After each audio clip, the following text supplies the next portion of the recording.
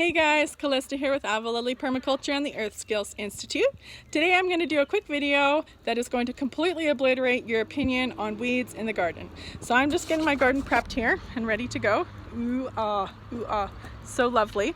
And I have a few plants in here that I will take out and some plants that I will leave in there, but I will just keep managed so that they're not out competing the plants that I'm trying to grow. And a lot of people would refer to these plants as weeds and have an absolute hate on for them and want to get rid of them all of the time, and they're like a gardener's nemesis.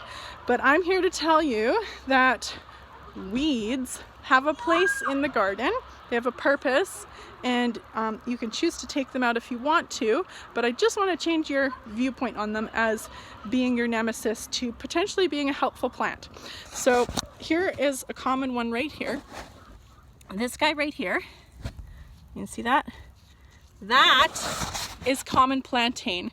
Now plantain has some really great medicinal values for stings and bug bites.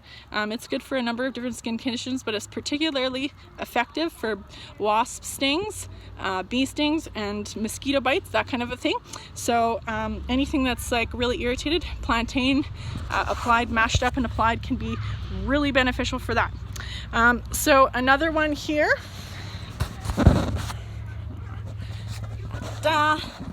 Clover. Oh boy, I didn't find any four-leafed clovers in here yet, but clover can be one of those plants that people find to be an absolute pain in the butt in the garden.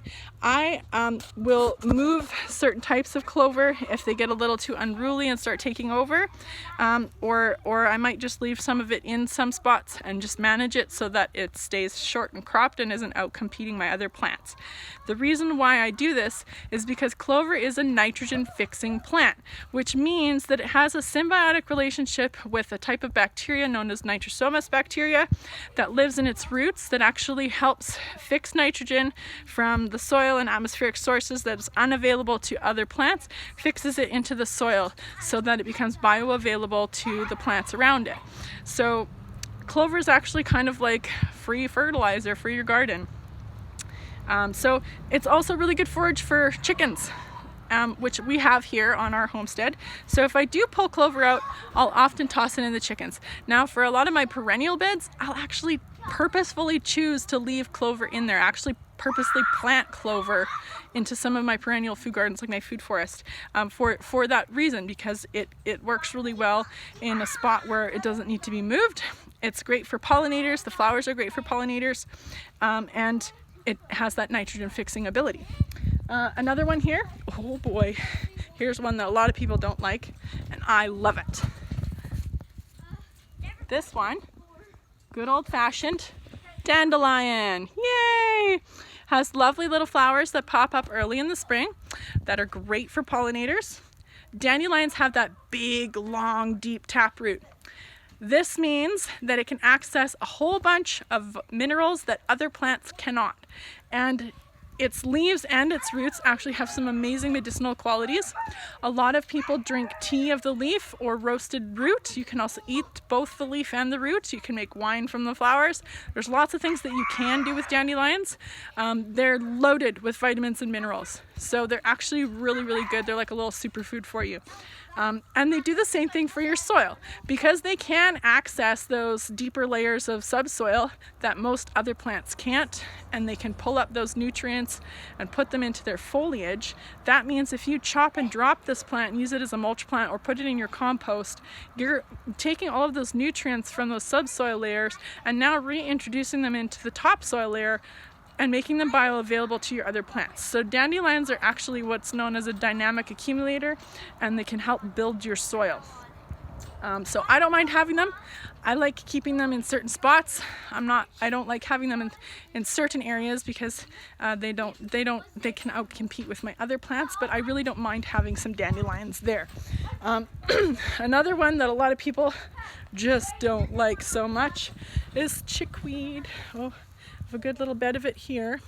Now, I actually don't mind chickweed, and I particularly don't mind it when it's growing with my greens. Chickweed is one of the most nutrient-dense greens that you can get. A lot of people don't like the taste, but it's totally edible. It's great in smoothies or throw some in soup. And it's free, man, it's free. It grows everywhere. It makes a nice little ground cover. You can kind of keep it cropped short and keep it as a nice little ground cover underneath your other plants, so it helps shade the soil and keep moisture in the soil better. Another one is lamb's ears, or sorry, lamb's quarters. That's this guy right here. Boop. Ooh. Now this guy's totally edible too. Tastes a little bit like baby spinach. When they're small like this is the perfect time to pick them. They're so delicious. Another one that's pretty loaded with nutrient density. And they're, I think, pretty closely related to quinoa. They're actually really hard to tell apart from quinoa when you plant them in the garden. And the seeds look very similar. So if they do go to seed, you can actually harvest the seeds from these guys as well. So there's a few common ones that you'll see in the garden that actually have a purpose and a use, and they're good for some things. So I hope that actually changes your perspective on weeds. I don't like to view them as weeds or unwanted nemesis plants. They have a purpose. They can help build my soil, or they can tell me something about my soil. If you have a lot of a certain type of plant in your garden, it's probably telling you something, and those plants are filling a role that's there to help replenish the soil of something.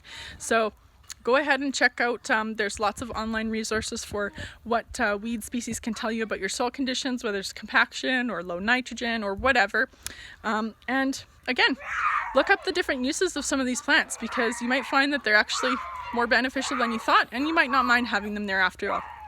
Hope you guys enjoyed this video. If you found it helpful or liked the material, please give it a thumbs up and subscribe to my channel to see more of these types of things. You can also find me on Instagram and on Facebook. And again, that's Avalili Permaculture and the Air Skills Institute. Stay well.